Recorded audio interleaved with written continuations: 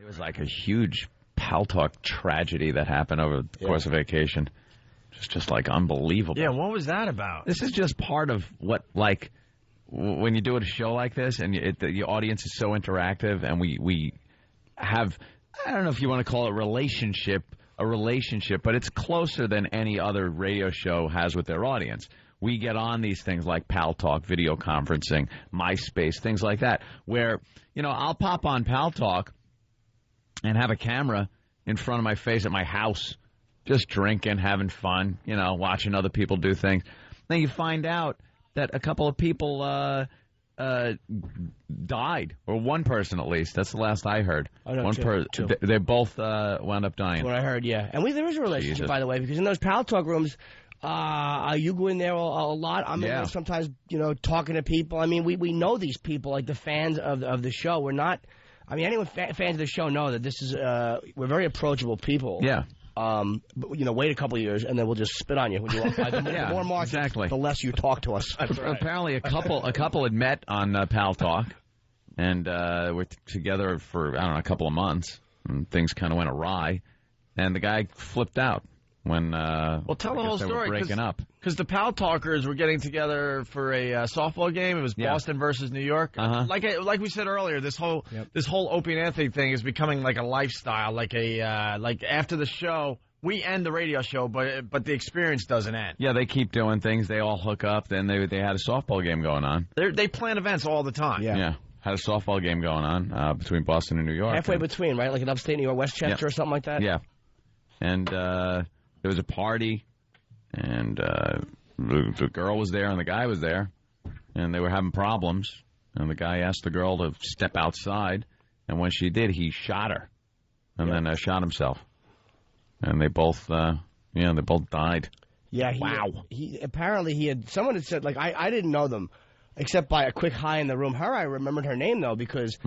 Like, obviously, when you sign on to Paltalk, you click on all the new names you don't recognize just to look for girls, even if you're not going to talk to them to look at them. So I remembered her. I had seen her. Just to look. She's a beautiful girl.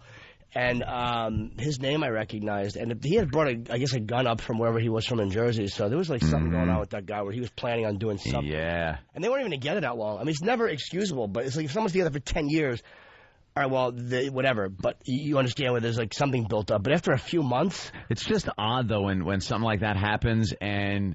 it was like, it was in one of these rooms that it was a room that was there for the show, and that's kind of how they hooked up. So it's like you sit there and go, ooh, that's kind of creepy, And Not that you knew the people, but... Friends are at that house. I think one or two of the people I didn't know, and two were actually good friends of mine, and I'm glad they're cool. I mean, I'm glad they're... Yeah. It's sad that happened, though. I mean, it's just some scumbag. Guys are just such scum... Let it go! God almighty, what's wrong with men? They heard gunshots from... Oh, yeah, that's what woke her up. My friend said she had dozed off for 20 seconds, and I was awakened to the sound of gun pop. And, that awful sound of a gun, and ran outside and saw her friend, the girl laying dead, and the guy laying there, and he apparently tried to say something. I guess he had just, survived it briefly or whatever. And so she said that they just ran in the house and locked the door. It's it's such a weird panic move you make. You're not thinking rationally. It's just like you're of violence, hide from it. Yeah, run. Yeah, and then they called it, and he died. I think the next day he died. They kept him on life support just so his parents could come. But it's just weird because it's related to the show in some way. So you kind of feel like, wow, that's really kind of twisted.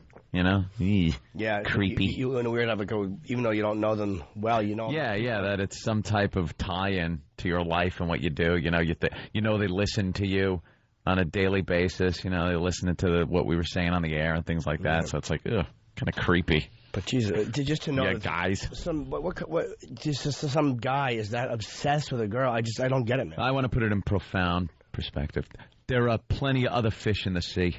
It's the way you got. There you go. Can I just, put it out there in a profound way like that?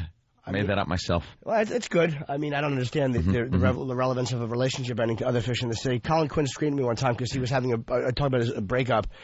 And I said, dude, you know, I mean, I know it's hard, but I mean, there's plenty of people you could meet. And he goes, did you just tell me there's plenty of fish in the sea, Mom? And he hung up on me. Oh, he smashed me. He should have, too. But that is the way it is. I mean, it's like when you're getting dumped or whatever, just stop it, you faggots. Just get on with it. Oh, I hate possessive men, you weak pussies. Just get on with your life. Yeah, some people can't. They go, if I can't have you, if I can't have you, no one's going to have you. I think they're alpha males and they're possessive animals. You're not a big alpha male. You're a faggot who can't move on with your life. I've been dumped. It stinks. You cry in your own stupid pillow and you shut your mouth. Oh, you're crying a little. Oh, I have. You bet I have. I was devastated. One girl broke up with me. It hurt so bad. This is where I live with Florentine. I was crawling up my steps crying. I couldn't. Oh, my God. Crawling up your steps crying. I was devastated. With snot coming out of your nose and drool and tears. Dude, and it was. I was wax. suicidal. This is like maybe a few years ago. I was living with Jim Florentine in Jersey, man. And I didn't know what a pit I had fallen into. My friend Elizabeth in South Jersey goes, there's something really wrong with you. This is like months later. She goes, you're in a pit. There's something very bad wrong with you. I was in a manic depression. All I kept thinking about is, I know I'm going to blow my head off, but it's a matter of when. It became very casual. Just going to, figure out when. Yeah, but I mean, it was like, it never occurred to me to hurt the girl. Not once did I think I'm going to go over there and hurt her. I mean, and I was as devastated by this as I've ever been by a chick leaving me justifiably because I was an awful boyfriend. But just any man that just does that, you weak faggot. I can't stomach men who are possessive like that. It's odd you bring that up because I think usually with guys and stuff, it is just you kind of internalize it and it's about you and how awful it is. Not that I was ever at a point where I was going to do any real bodily harm to myself. I told you that one time that I had a girl break up with me and I decided to take a baseball bat and try to break my arm. To get sympathy. Right. Say, look, I'm in a cast. Do you love me again? Right. Like, how stupid does that even seem? What a queer. It is just such a you couldn't even walk. Granted, I was crawling. You couldn't even walk. Crawling ass. Crawling and crying up your front steps is worse than breaking your arm. I'm the referee today. What bothers me is just the method he was going to use. You're both faggoty, but Jesus, Jimmy. There's no way he would have... You lost muscle control. All right, I'm not saying I handled it well. I was in a pit for months. Yeah. Just the idea that he was going to hit his own arm and go, huh? See? That's that's bad, too. They're both Italian. I had to use a bat. Wait, so what was the thought process? You're like, if I show that I've been weakened, that she'll feel sorry for me? The thought process was, for some reason, if I had a broken arm and my arm is in a cast, it would garner sympathy from this girl, and all I needed was a little something. I couldn't have fallen so far out of grace with her that I would need more than that. All I needed was a little bit of sympathy, and she'd come running back to me. And no, I couldn't even do it right. Like, I just ended up with a big bruise on my arm. I gave it a good swing, but then at the last minute, you hold back, you bunt. I bunted my arm. That's why this guy probably lived, by the way, because when you're hurting yourself like that, you're shooting yourself, they said instinctively, I don't know how he did it, but there's a part where you will jerk back. Yeah, unless you really want to do it, like Arbut Dwyer or something. Well, you put it in the mouth. Put it in your mouth. Doesn't matter if you move it. Yeah, that ain't moving too far.